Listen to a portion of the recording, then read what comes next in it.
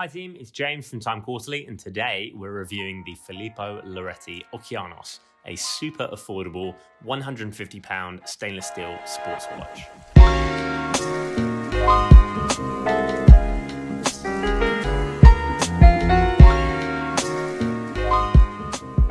We've unboxed watches from $250 up to $2,000 on this channel, but I still get asked a lot if there's a smart looking watch for a lower budget.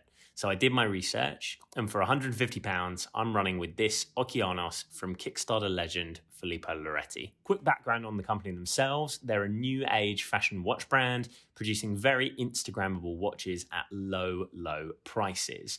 They kickstarted back in November 2015. The campaign went viral and ended with 34,000 backers pledging 8.3 million euros to bring their watches to life.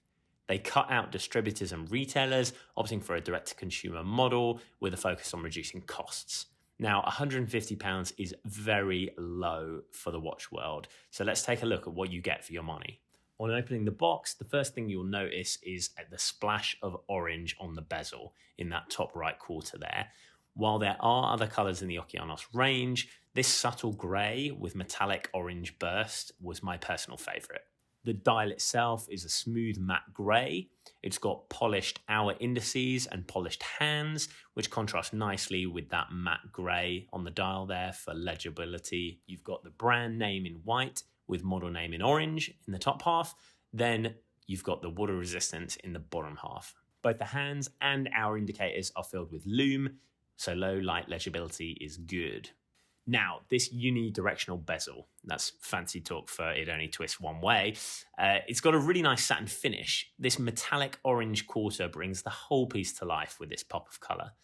Functionally, as you may know, the bezel is a timing tool. Let's just go back to basics here. You rotate the o'clock to match your minute hand, and then you can read off the bezel to track how long you've been, deep sea diving, or if you're like me, then how long you've got left on your car park ticket. The watch arrives with you static. What I mean by that is the crown is pulled out and secured out by this plastic tab. You pull this little plastic tab out, push your crown in, the Miyota 2025 movement, which powers this piece, will come to life. It's a battery-operated Japanese powerhouse. Miyota themselves say it'll gain or lose 20 seconds a month. It's a very reliable option at this budget. Also, quick note, I personally love a watch with its logo on the crown, and this one doesn't disappoint. That said, let's talk about glass, my pet peeve if you've seen any of the previous videos on this channel. Filippo Loreti here are using sapphire-coated mineral glass. It would be quite an ask for them to use sapphire crystal on such a budget piece, but I am glad that they haven't just gone for the default mineral glass that a lot of cheaper brands do use. They have tried to get a middle ground here, sticking on budget. And to be fair to them, legibility is strong in harsh light, so I tip my cap to Filippo Loreti team for doing this. Let's talk about the case itself. It is 42mm across and 12mm thick. You'll see that they've broken up the case quite nicely here with this polished steel, which just flows along the contours and lines of the watch to split the brushed stainless steel. This watch is nicely undersized. It goes with the whole... Just everything about this watch is subtle. The strap is stainless steel. It's a little lighter than I expected. Some people like this. Personally, my preference, I prefer a little bit of weight to my bracelet. The clasp is solid though, with 2 deployment buckles either side, and you just pinch those in, and that's how you open the buckle, and then it clicks shut. The watch came with 4 spare links, and amazingly, it was exactly the right size for my 18cm wrist. Just for perspective here, I'm 18cm wrist. This is a 42mm across watch, 12mm thick. Now, if your watch arrives too big or too small, you've basically got 2 options. You can either take it to a local jeweler for a nominal fee. Sometimes if you're a local, they'll do it for free. I've had that once or twice and got lucky. Or you could have a go yourself. You will need a very small flathead screwdriver and perhaps a paper clip, something to push the pin out when it's unscrewed. Flip strap over, you'll see these arrows. They point to which side of the screw head is on. Unscrew the screw, pop the pin out, and then you can add or take away links as you see fit. One thing though, voice of experience, sadly talking now, you've got to be careful that you don't just jut out of the little hole there and scratch the side of the strap. That is a real problem that I've had before. It's not great. One more thing about this bracelet, which is really interesting and something I've never seen before, Filippo Loreti have added the ability to detach the metal bracelet without a watch tool. Now, this is really cool because even with a watch tool, I've had a lot of trouble in the past getting metal bracelets off watches. What you do is you just pinch these two clasps together and then it pops off.